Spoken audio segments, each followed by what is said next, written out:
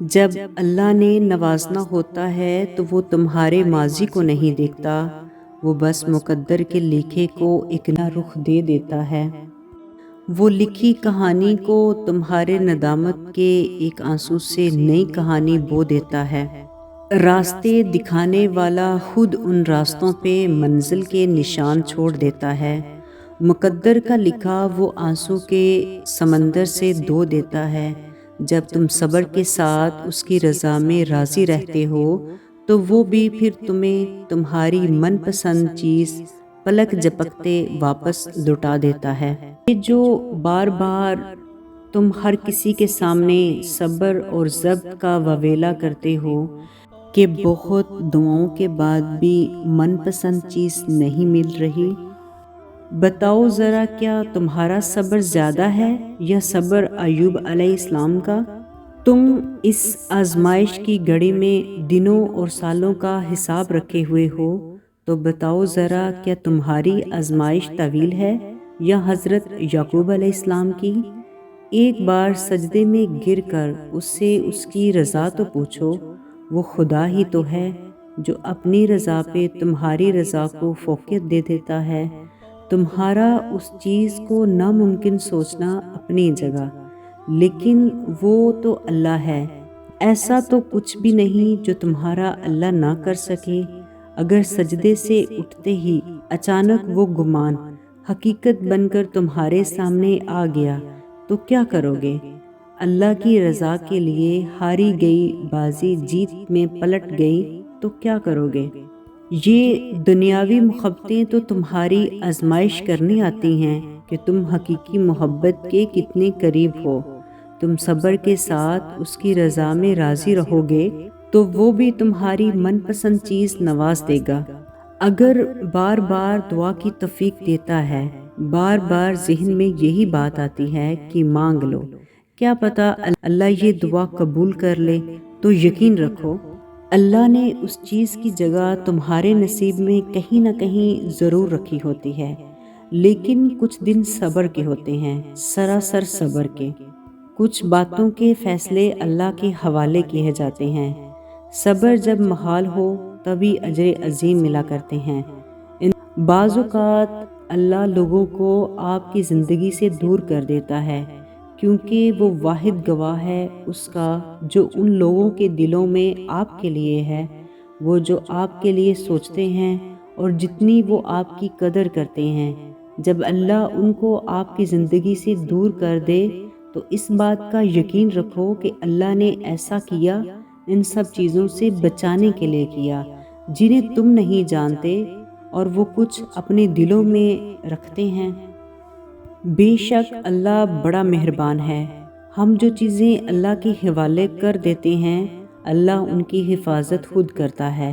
اب وقت ہے آزمائشوں سے لڑ کر اچھائی کے راستوں میں معجزوں کا انتظار کرنے کا۔ اللہ سب دیکھ رہا ہے اور سن بھی رہا ہے۔ وہ اجر جو آپ کو اس طویل مشقت کے بعد نصیب ہوگا وہ اجر بہت بڑا ہوگا۔ صبر آسان نہیں ہوتا، اگر آسان ہوتا تو اس کا اجر اتنا بڑا نہ ہوتا۔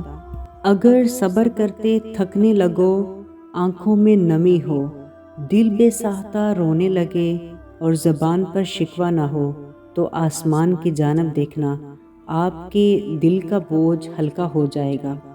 صبر ایسا کرو کہ دیکھنے والے تمہارے درد پر افسوس نہیں بلکہ رشک کریں، کیونکہ جب انسان کے پاس کھو دینے کا کچھ نہ ہو پھر انسان اللہ کو کھونے سے ڈرتا ہے، اور یوں انسان قرب الہی حاصل کرتا ہے۔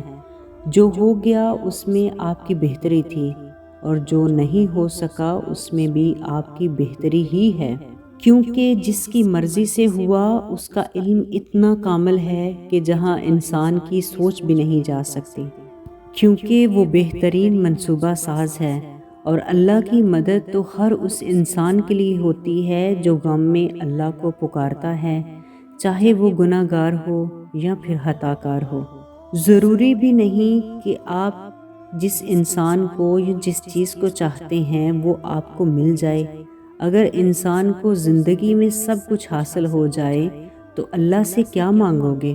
جو چیزیں آپ سے چھین لی جاتی ہیں یا وہ خود آپ سے دور ہو جاتی ہیں، اس میں اللہ کی حکمت ہوتی ہے۔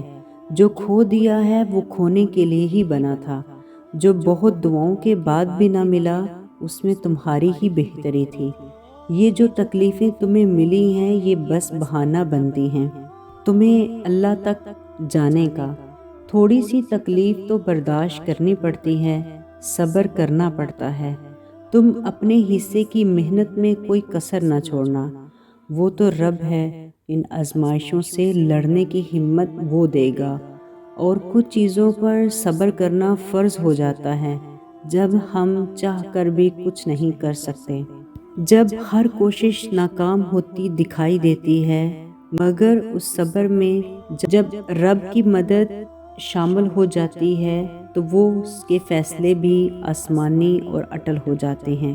وہی ہماری زبان اور وہی ہماری آنکھیں بن جاتا ہے۔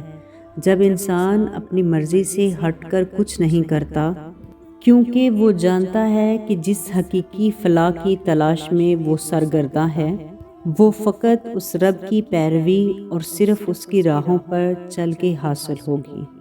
جب وقت تہجد کن کی فریاد کی جاتی ہے تو فیکن کی نوازشیں کر دی جاتی ہیں، پھر بگاڑنے والوں کی بگڑ جاتی ہے اور بگڑے ہوئوں کی قسمت سنور جاتی ہے، تو بول کر کی گئی اور بن بولے کی گئی وہ ساری دعائیں سن لی جاتی ہیں۔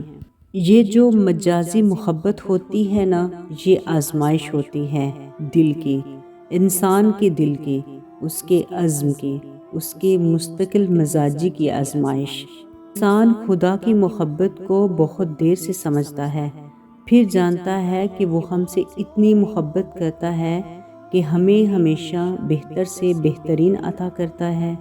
خدا کی محبت صرف محبت نہیں، بالکل امید ہے، ایسی امید جس کو زوال نہیں۔ تمنائیں، خواہشیں اور آرزوئیں انسان کا سرمایہ بھی ہیں اور ساتھ ہی زندگی میں ایک گہرے دکھ اور حسرتوں کا سبب بھی۔ جو آرزوئیں پوری نہیں ہو پاتی، انسان ان کو کبھی نہیں بھول پاتا۔ زندگی میں پوری نہ ہونے والی تمناؤں کو آخری زندگی کے لیے رکھ چھوڑیں، یقین مانیں قلب میں سکون ضرور محسوس ہوگا۔